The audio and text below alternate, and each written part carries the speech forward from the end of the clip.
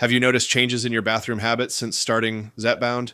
You're definitely not alone, and today we're breaking down exactly what's happening in your digestive system and what you can do about it. This video is educational and not a substitute for medical advice from your healthcare provider. So let's get straight to it. Zepbound, which is tirzepatide, can affect bowel movements, but here's the interesting part.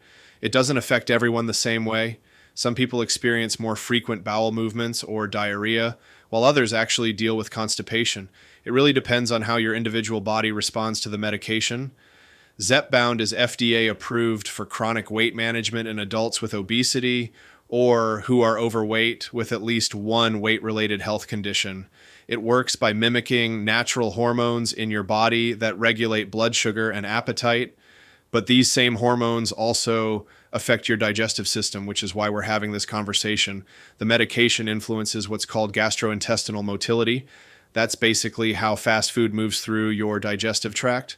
One of the main effects is that it slows down gastric emptying, meaning food stays in your stomach longer. This helps you feel fuller, which is actually one of the ways the medication supports weight management, especially early on in treatment. But when it comes to bowel movements, the picture gets more complex. Let's look at what the clinical trials tell us. Research shows that diarrhea affects about 24 to 30% of patients taking Zepbound. Compare that to about 15% of people taking a placebo. So yes, it's more common with the medication, but it's definitely not happening to everyone. Here's some good news though. For most people who do experience diarrhea, it typically happens during the initial treatment period or after dose increases, and it usually resolves within a few weeks as your body adjusts to the medication. Now, on the flip side, constipation affects about 17 to 24% of patients. This really shows how variable the medication's impact can be on digestive function across different individuals. Some people's gut slows down overall, leading to constipation, while others experience the opposite effect. It's also worth mentioning that Zepbound can cause other digestive symptoms too. Nausea is actually the most common side effect, and some people experience vomiting or abdominal discomfort. If any of these symptoms are severe or persistent, that's definitely something to discuss with your healthcare provider. So what can you actually do about these digestive changes? There are several practical strategies worth trying, but always discuss these with your healthcare provider first. The gradual dose escalation that's built into the treatment protocol actually helps minimize side effects. Your doctor will start you on a lower dose and slowly increase it over time, giving your body a chance to adjust. Diet modifications can make a real difference. Eating smaller, more frequent meals instead of large ones often helps.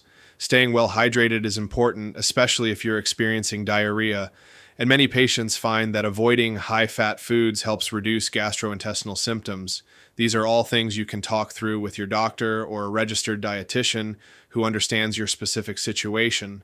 Now let's talk about when you need to reach out to your healthcare provider right away. Some digestive symptoms require immediate medical attention. If you're experiencing severe or persistent diarrhea that isn't getting better, contact your doctor. Severe abdominal pain, especially if it could suggest pancreatitis, needs evaluation immediately. If you're vomiting so much that you can't keep fluids down, or if you're showing signs of dehydration like dizziness, decreased urination, or extreme thirst, seek medical care right away.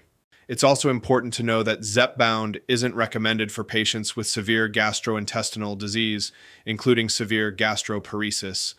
This is something your healthcare provider will consider when determining if this medication is right for you. Remember, any changes in your digestive patterns while taking Zepbound should be discussed with your healthcare provider. They can help you figure out whether what you're experiencing is a normal adjustment or something that needs intervention.